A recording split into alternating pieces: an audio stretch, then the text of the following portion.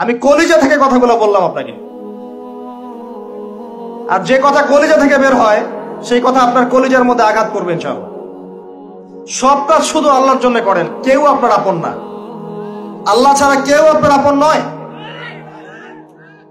আপনি ভুল করবেন যদি আপনি অন্য কাউকে আপন মনে করেন, আপনার পলিটিক্যাল লিডার, আপনার প্রশাসনের স্যার, আপনার পরিবারের স্ত্রী, আপনার সন্তান, হাবি হাবি যা যা আছে, যদি মনে করেন আমার আপনজন, আপনি ভুল করবেন।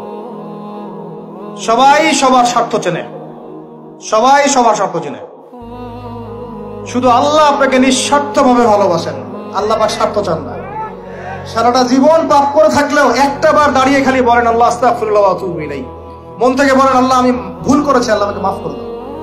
এক মুহূর্তের মধ্যে আল্লাহ পাক আপনার সমস্ত গুনাহগুলোকে নেকিতে পরিবর্তন করে দিবেন ইনশাআল্লাহ। আল্লাহ ছাড়া কেউ নাই আপন। আল্লাহর জন্য খালেস করে ফেলেন নিজেকে, তার দিনের জন্য চেষ্টা করেন।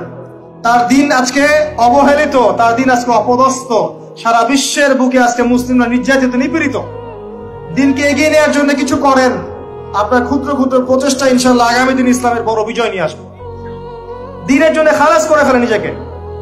আপনার সময় আছে এখন, জ্ঞান অর্জন করেন, জ্ঞান অর্জন করেন, পড়াশোনা করেন, আলেম ওলামার কাছে গিয়ে ক্লাসিক্যাল বইগুলো পড়েন, প্রজেক্ট রেডি করেন, দাওয়াতি কাজ করেন, বই লিখেন, বক্তব্য দেন, দিনের জন্য করেন।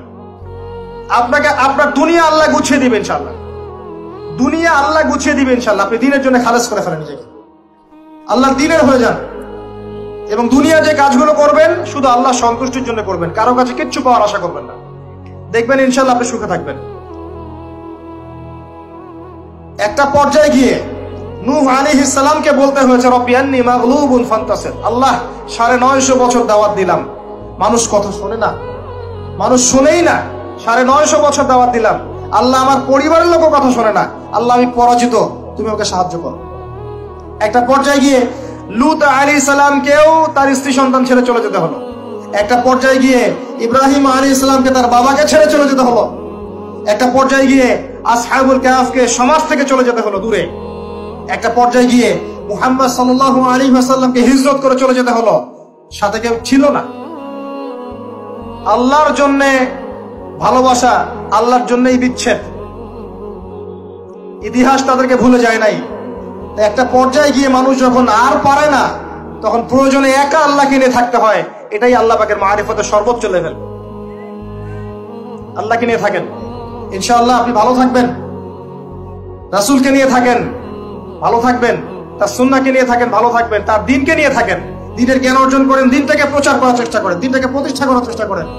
দিন প্রতিষ্ঠা করলে কারো কোনো ক্ষতি হবে না, শৈথিল্যতাবাদী হবেন না, আবার চরমপন্থী হবেন না, জঙ্গি সন্ত্রাসী হয়ে যাবেন না। মধ্যম পন্থায় দিনটাকে নিয়ে গিয়ে যাবেন, মধ্যম পন্থায় এগিয়ে যাবেন, ধীরে ধীরে সবরের সাথে। একটা লেকচারে বলেছিলাম, আমাকে 3টা নসিহত করেছিলেন একজন আলেম। বলেছিলেন প্রথমে জ্ঞান অর্জন করো, 1, 2, তারপরে তুমি ধৈর্য ধরা শিখো, আর 3 সাহসী হও। ভীরু কাপুরুষের জন্য জান্নাত নয়, তিনি বলেছিলেন। অতএব এভাবে চিন্তা করলে আপনি ইনশাআল্লাহ দুনিয়াতে ঠকবেন না, বা দুনিয়াতে ঠকলেও পরকালে আপনি জিতবেন ইনশাআল্লাহ। পরকালে আল্লাহ পাক আপনার প্রতিটা কষ্টের প্রতিদান দিবেন ইনশাআল্লাহ আযজা ওয়া জাল্লা। আসুন আমরা সবাই যার যার জায়গা থেকে আল্লাহর হয়ে যাই, আল্লাহর জন্য নিজেকে খালেস করে দিই। আর আল্লাহর ভালোবাসা পেতে চাইলে তার রাসূলের আনুগত্য করতে হবে, তার সুন্নাহ মাফিক চলতে হবে।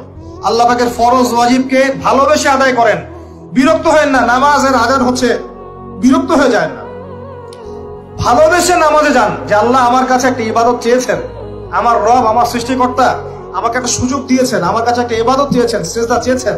আল্লাহ আমার কাছে কি আর চেয়েছেন? তাওহীদ চেয়েছেন, সুন্নাত চেয়েছেন, হালাল খাই এতটুকু চেয়েছেন, সাধ্যমতো দিনের খেদমত এটা চেয়েছেন।